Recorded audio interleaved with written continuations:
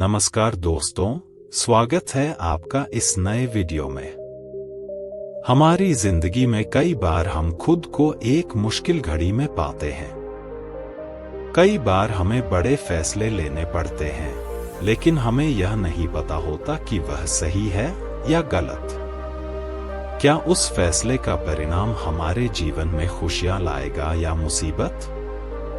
लेकिन कई बार हमारे पास सही निर्णय लेने की सुझाव नहीं होते और हम जल्दबाजी में फैसला कर लेते हैं, और उन फैसलों की वजह से हमारी जिंदगी सुखमय हो सकती है या फिर हमारी जिंदगी नरक से भी बढ़कर हो सकती है। इसलिए सही फैसला लेने की क्षमता हमारे जीवन में सफलता हासिल करने के लिए आवश्यक है। तो चलिए आज की इस बोध कहानी के माध्यम से जानते हैं कि जीवन में सही फैसले कैसे लिए जाएं, और यह भी कि सही निर्णय लेने के तरीका कौन सा है। तो बिना किसी देरी के कहानी शुरू करते हैं। दोस्तों, कई साल पहले की बात है। एक छोटे से राज्य में एक बौद्ध भिक्षु निवास कर रहे थे, जिन्हें सभी जगहों पर उनके ध्यान के बड़े चर्चे थे। वह बौद्ध भिक्षु बहुत ज्ञानी थे। उनके पास लोग बहुत दूर दूर से आते थे ताकि वे उनसे अपनी समस्याओं का समाधान प्राप्त कर सके। उनके पास कोई भी कैसी भी समस्या लेकर क्यों ना आए, वह समस्या का समाधान अवश्य करते थे। जब भी वह किसी की समस्या सुनते तो उस समस्या को बड़े ही ध्यान से सुनते, समझते, उसमें लीन हो जाते, और उसके बाद कुछ देर के लिए वह आंखें बंद करते और समस्या के बारे में से सोच विचार करते और उसके बाद उसका समाधान दे दी। ऐसे में कोई भी व्यक्ति उनके बारे में केवल एक ही बात सोचता था, शायद इन साधु के पास कोई ऐसी चमत्कारिक शक्तियां हैं जिससे यह समाधान पूछते हैं और उसके बाद हमें वह समाधान बताते हैं।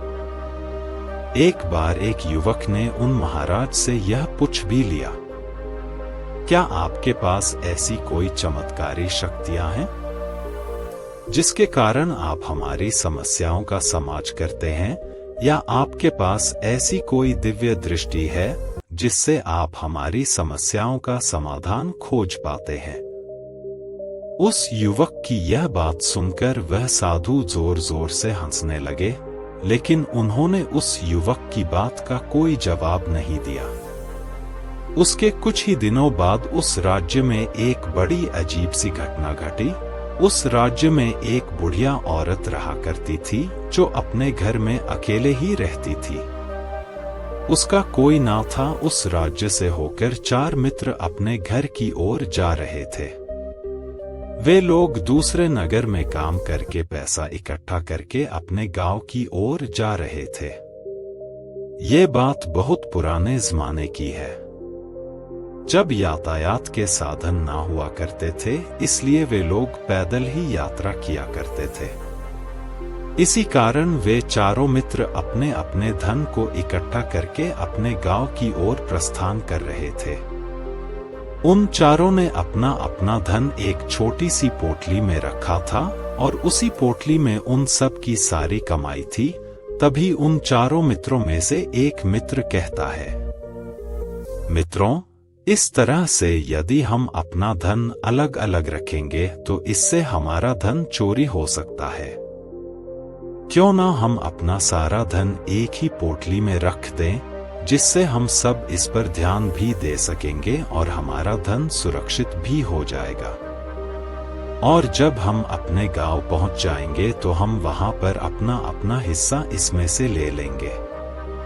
उन तीनों मित्रों ने उस युवक की बात मान ले और वे सभी मिलकर अपना धन एक ही पोटली में रख देते हैं और वे सभी मिलकर अपने गांव की ओर आगे बढ़ते हैं। चलते चलते काफी समय बीत चुका था और अब रात्रि होने वाली थी।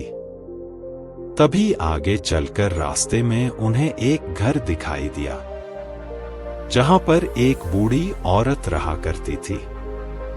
रात्रि का में भी हो चुका था और उन चारों मित्रों को रात रुकने के लिए कोई ना कोई जगह की आवश्यकता भी थी। ऐसे में उन चारों ने मिलकर यह योजना बनाई कि वे लोग आज रात इसी घर में ठहरेंगे। इसलिए वे चारों लोग उस घर की ओर आगे बढ़ते हैं। उस घर का दरवाजा खटखटाते हैं। तभी सामने से एक बूढ़ी औरत दरवाजा खोलती है और उन चारों मित्रों में से एक मित्र हाथ जोड़कर उस बूढ़ी औरत से कहता है, माताजी, हम अपने गांव की ओर जा रहे थे, लेकिन यहाँ रास्ते में ही रात हो गई और अब हम इतनी रात में सफर नहीं कर सकते। इसलिए हमारी आपसे विनती है कि हम आपके यहाँ पर एक रात रुकना चाहते हैं। सुबह होते ही हम यहाँ से चले जाएंगे। उस बूढ़ी औरत ने काफी देर सोच विचार किया और उसके बाद वह बूढ़ी औरत कहती है, ठीक है, तुम सभी आज रात के लिए यहाँ पर रुक सकते हो, मुझे कोई दिक्कत नहीं, मैं खाना बनाने जा रही हूँ। कहो तो तुम लोगों के लिए भी बना दूं। उन चारों ने सहमति जताते हुए कहा, हाँ बिल्कुल। उसके बाद उन चारों मित्रों ने धन की पोटली उस बूढ़ी औरत को थमा दी और कहा, माताजी, इस पोटली में हमारे साल भर की कमाई है। हम चारों ने अब तक का अपना सारा कमाया हुआ धन इसी पोटली में रखा है और अब हम इसे आपको सौंपते हैं, क्योंकि यह हम चारों से ज्यादा आपके पास सुरक्षित होगा। हम बस इतना चाहते हैं कि यदि हम चारों में से कोई एक व्यक्ति से लेने आए तो आप इस पोटली को उसे मत देना जब तक कि हम चारों एक साथ इस पोटली को लेने ना आए। तभी वह बूढ़ी औरत कहती है, ठीक है बेटा, यदि तुम चारों एक साथ आओगे तभी मैं इस पोटली को आपको सौंपेंगी, और वैसे भी आप लोग तो सुबह यहाँ से चले जाने वाले हैं, मैं आपको सुबह ही यह पोटली थमा दूंगी, वह धन की पोटली। उस बूढ़ी औरत को थमाकर चारों मित्र निश्चिंत हो जाते हैं कि अब उनका धन सुरक्षित है और वे लोग खाना खाकर सो जाते हैं।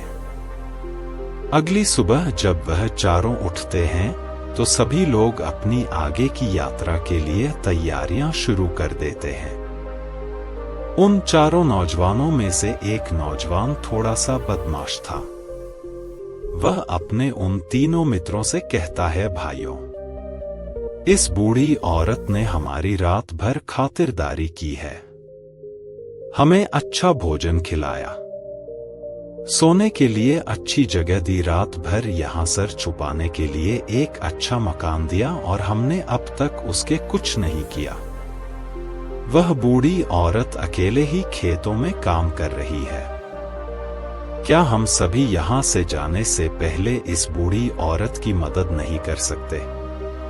उस बदमाश नौजवान ने मन ही मन यह योजना बना ली थी कि वह किसी तरह से भी उस बुढ़िया से पोटली हासिल करके ही रहेगा।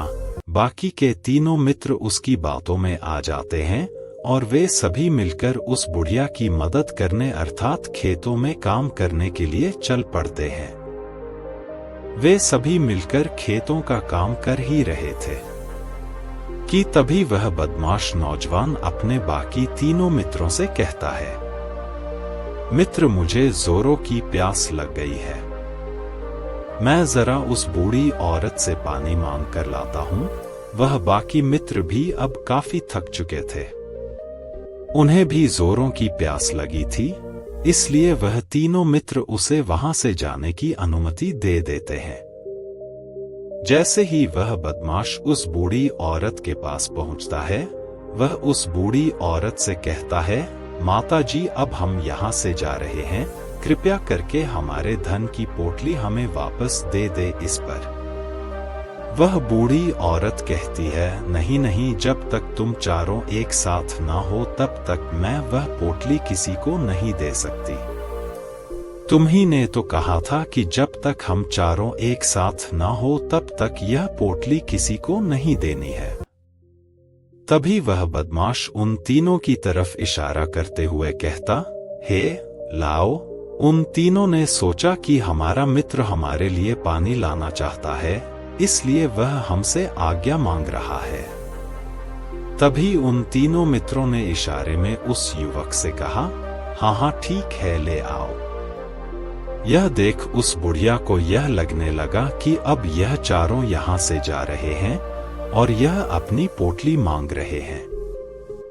इसलिए उस बुढ़िया ने वह कोटला कर उस बदमाश के हाथों में रख दी और वह बदमाश उस पोटली को लेकर वहां से चला गया और बाकी के तीनों मित्र अपने खेत के काम में व्यस्त हो जाते हैं।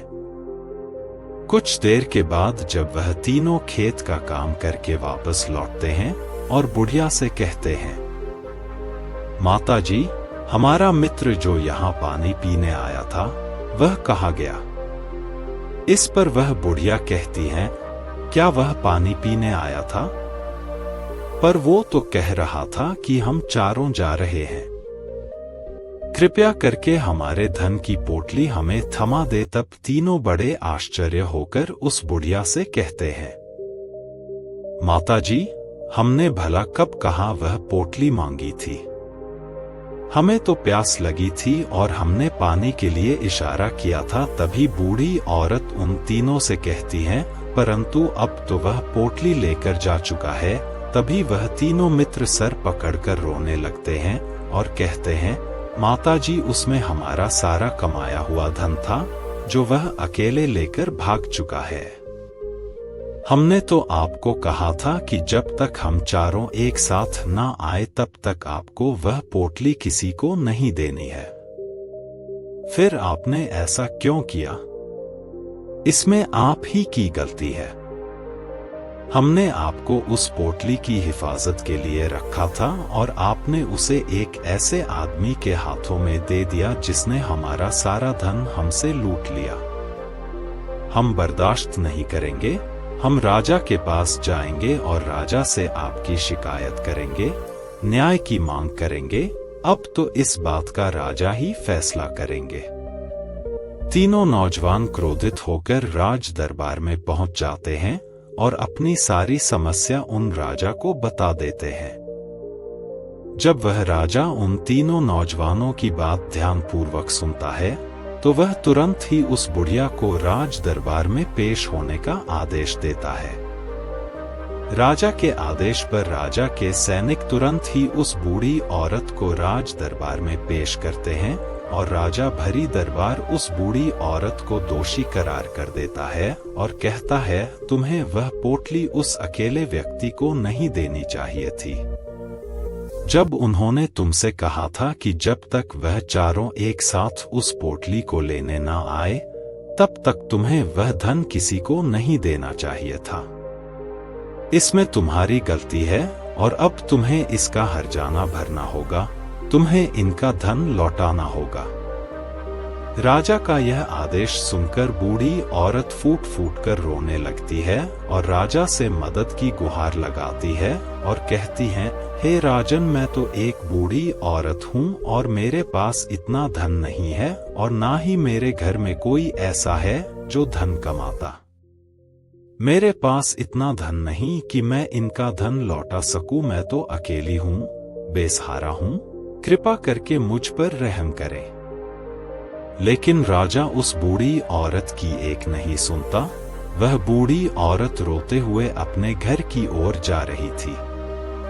यह सोच रही थी कि आखिर मैं इतना धन कहां से लाऊं, कि कैसे मैं उन लोगों का यह धन उन्हें लौट आऊंगी। मेरे पास इतना धन नहीं है, मैं क्या करूं, कैसे करूं, कहां से लाऊं इतना धन? यदि मैंने उनका धन नहीं लौटाया तो मुझे राजा मार डालेगा। वैसे भी मेरी ही गलती है।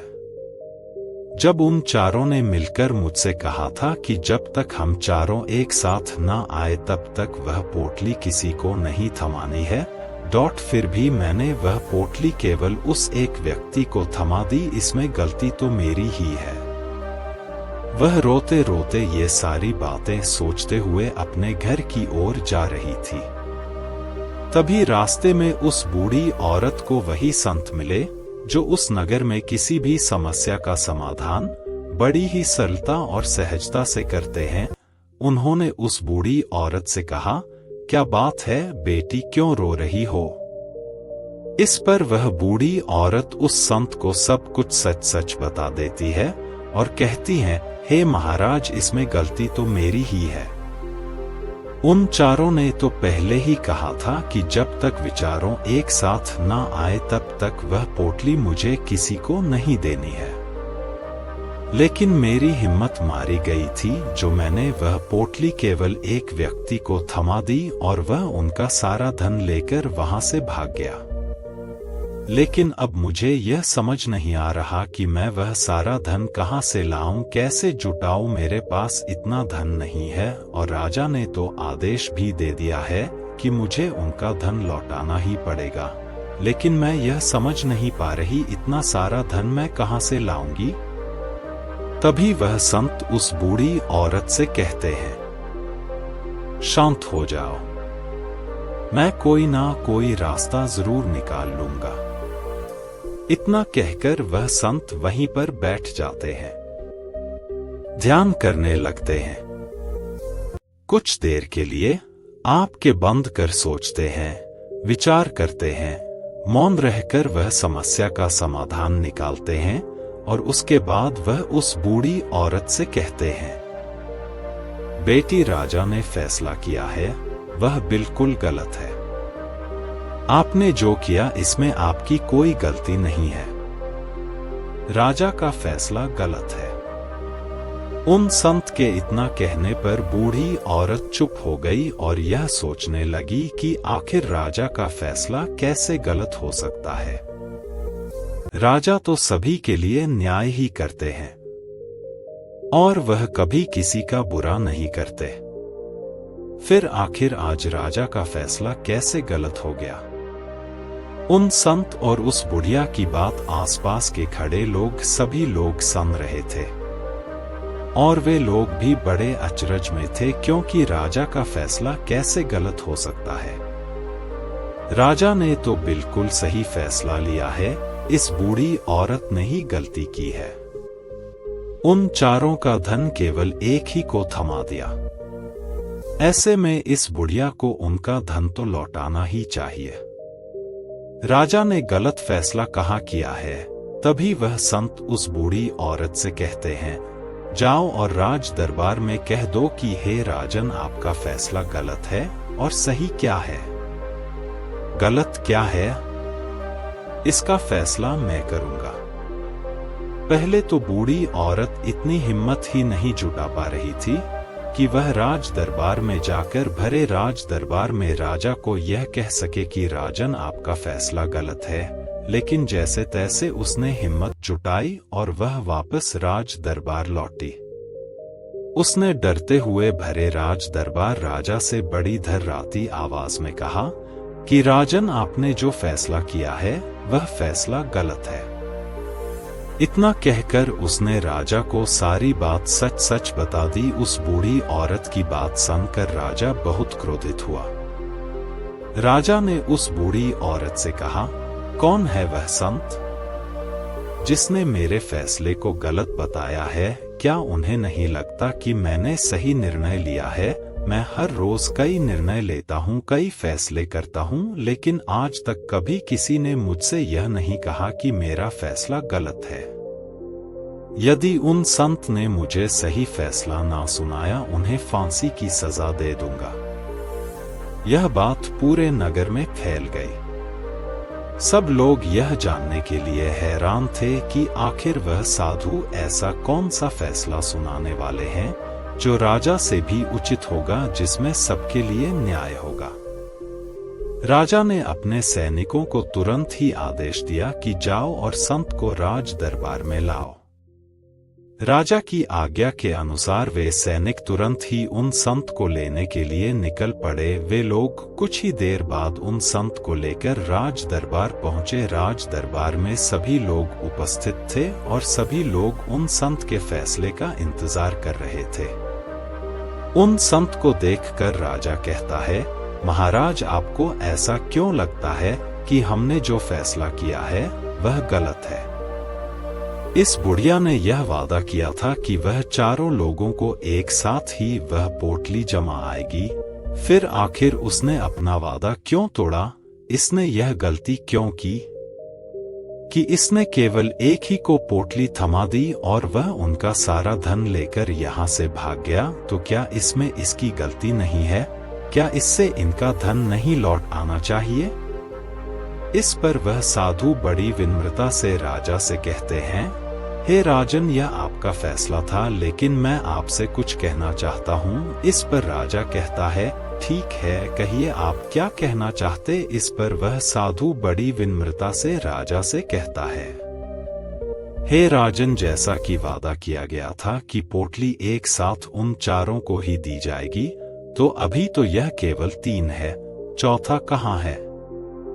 तो इनसे कहिए कि यह लोग यहाँ से वापस जाएं और अपने उस चौथे मित्र को यहाँ लेकर आए, तभी इनका धन वापस किया जाएगा। और वादा भी ऐसा ही किया गया था कि जब तक चारों लोग एक साथ ना हो तब तक उनका धन उन्हें नहीं लौटाया जाएगा। और यदि यह बूढ़ी औरत इन तीनों को धन लौटा देती है तो यह बूढ़ी औरत अपना वादा तोड़ देगी और यह सही नहीं है। इसलिए यदि आप चाहते हैं कि इनका धन लौटाया जाए तो पहले इनसे कहिए कि ये लोग जाएं और अपने उस चौथे मित्र को यहाँ पर वापस ले आए। उस राज दरबार में हर कोई इस बात को सुनकर बहुत खुश हुआ। सभी ने उन संत की बहुत तारीफ की। राजा भी उन संत के इस फैसले से पूरी तरह से सहमत था। राजा तुरंत ही उन संत के सामने सिर झुका लेता है और हाथ जोड़कर उनसे कहता है, हे महाराज, आपका यह फैसला इतना सही कैसे हो सकता है? आखिरी बात मेरे दिमाग में आई क्यों नहीं? मैंने इस बात को इस तरह से सोचा क्यों नहीं? तभी वह साधु उस राजा से कहते हैं, हे राजन, आपके पास और भी काम होते हैं। आप दिन भर व्यस्त रहते हैं और आपको जल्दबाजी में फैसले लेने पड़ते हैं। आपने इस मामले को न समझा, लेकिन इसे देखने में आप गलती कर गए। इससे आपने केवल ऊपरी तौर पर देखा, आपने इसकी गहराई तक जाने का प्रयास तक नहीं किया। यदि आपने इस मामले की गहराई को देखा होता, समझा होता, तो आप भी इसी नतीजे पर आते। जब तक हम किसी मामले की गहराई तक नहीं जाते, तब तक हम उसका सही समाधान नहीं निकाल सकते। लेकिन हम में से अधिकांश लोग तो अपने फैसले केवल जल्द में लेना चाहते हैं, भले ही वह मामला कितना भी गंभीर क्यों ना हो।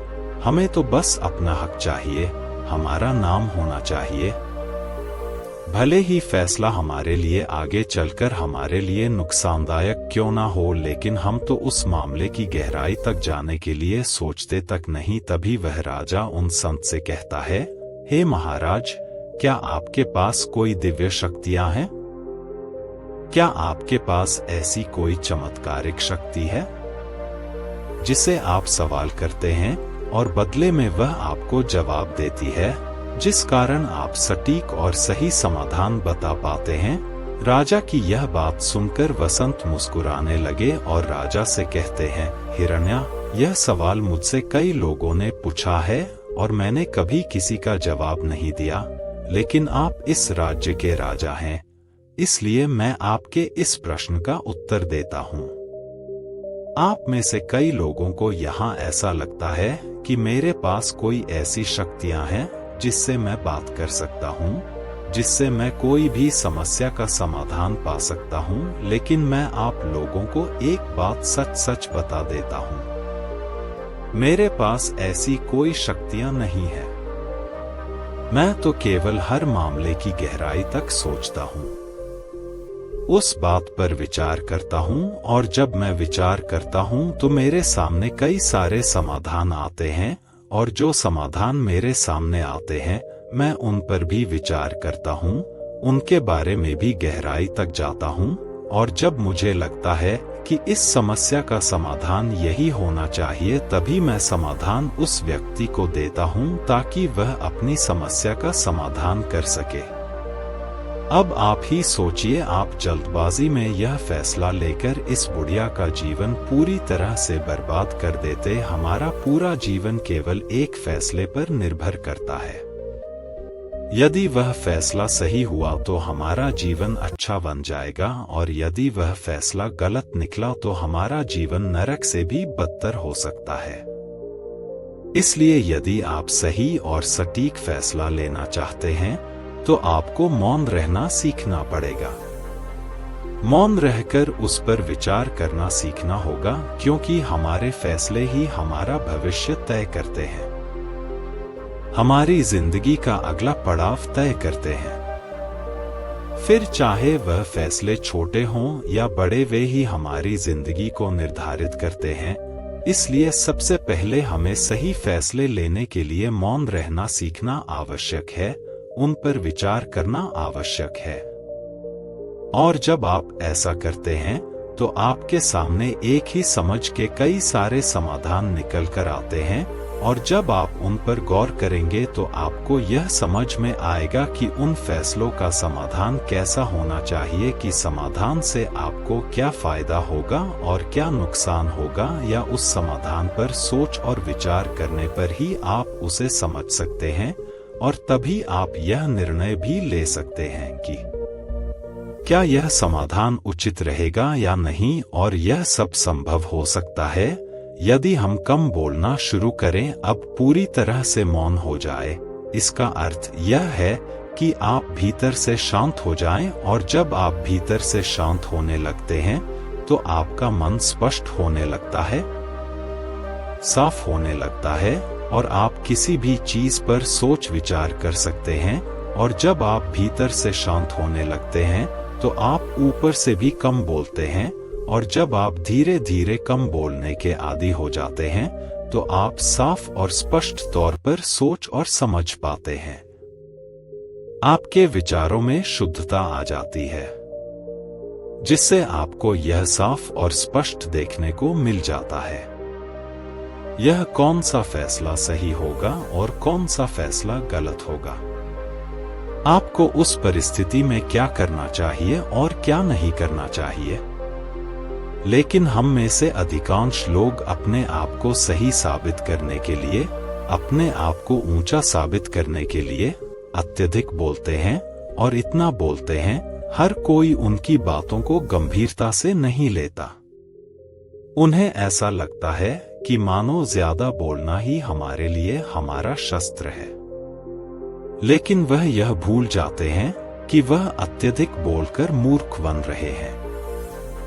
लोग हमारा मजाक बनाते हैं, हमें मूर्ख समझते हैं, हमसे दूर रहने लगते हैं, क्योंकि उन्हें हमारी बक-बक अच्छी नहीं लगती। लेकिन जब आप भीतर से शांत होने का प्रयास करते हैं और धीरे धीरे भीतर से शांत होने लगते हैं, तो आप खुद ब खुद ऊपरी तौर पर कम बोलना शुरू कर देते हैं। इससे आपके मन में, आपके मस्तिष्क में एक साफ और स्पष्ट विचार उत्पन्न होते हैं, और आप अपने आप को साफ स्पष्ट तौर पर समझ पाते हैं, देख पाते हैं आपको कब, क्या, क्यों और कितना बोलना चाहिए, और आपको कब, कैसे, क्यों, किस तरह से कौन सा फैसला लेना सही है या नहीं। यह भी आप अच्छी तरह से समझ और जान पाते हैं। जब आप कम बोलना करना शुरू कर देते हैं, तब आपको यह बात भी बहुत अच्छी तरह से समझ में आने लगती है कि जो हम बेकार की बक-बक करते हैं, उस पर हमारे शरीर की बेवजह ही कितनी सारी ऊर्जा यूं ही व्यर्थ हो जाती है, नष्ट हो जाती है, जिसे हम चाहे तो किसी जरूरी काम में लगा सकते हैं, फैसले लेने में लगा सकते हैं, जिससे हम तनाव मुक्त रह सकते हैं और हमें अच्छी नींद भी आ सकती है। और यदि आप इसी प्रकार सोच विचार कर फैसले लेना शुरू करते हैं, तो आपका मस्तिष्क भी अच्छी तरह से काम करने लगता है, और आपका मस्तिष्क पहले से भी ज्यादा शक्तिशाली हो जाता है। और इसका एक बहुत अच्छा उदाहरण भी आपको मैं बताना चाहूंगा। जब आप स्कूल में पढ़ते थे या फिर आज भी आप पढ़ रहे हो, तो आपने देखा होगा कि जो बच्चे होनहार होते हैं, होशियार होते हैं, वे लोग बहुत कम बातें करते हैं और अपना समय सही चीजों में लगाते हैं। वह अधिकांशतः अपना समय मौन होकर ही बिताते हैं। इसी वजह से वह पढ़ाई करने में बहुत तेज होते हैं। वह जो कुछ भी पढ़ना चाहते हैं, वह उसे याद कर ले जाते हैं। लेकिन वहीं पर दूसरी तरफ जो लोग बहुत अधिक बोलते हैं, यदि आप उन्हें पूरे 24 घंटे भी दे दें तो भी वह उस तरह से उन चीजों को याद नहीं रख सकते जिस तरह से वह मौन रखने वाले बच्चे उन बातों को याद कर लेते हैं। और महान चाणक्य ने भी यही कहा है कि जो व्यक्ति यह समझ जाता है कि उसे कब, कहां और कितना बोलना चाहिए, उस व्यक्ति को सफल होने से कोई नहीं रोक सकता। और आप इतिहास उठाकर देख सकते हैं, आज तक जो भी लोग महान हैं, जो लोग भी शख्स सक्सेसफुल बने हैं, उन लोगों की आदत बहुत कम बोलने की है। उनका पूरा ध्यान केवल अपने लक्ष्य पर होता है और अपना पूरा समय वह अपने लक्ष्य को पाने में ही लगा देते हैं। इसीलिए आपको भी यह आदत अपने जीवन में उतारनी चाहिए। और कम बोलने का अर्थ यह नहीं कि आप ऊपर से कम बोलें, बल्कि आप भीतर से कम बोलें, भीतर से शांत रहिए।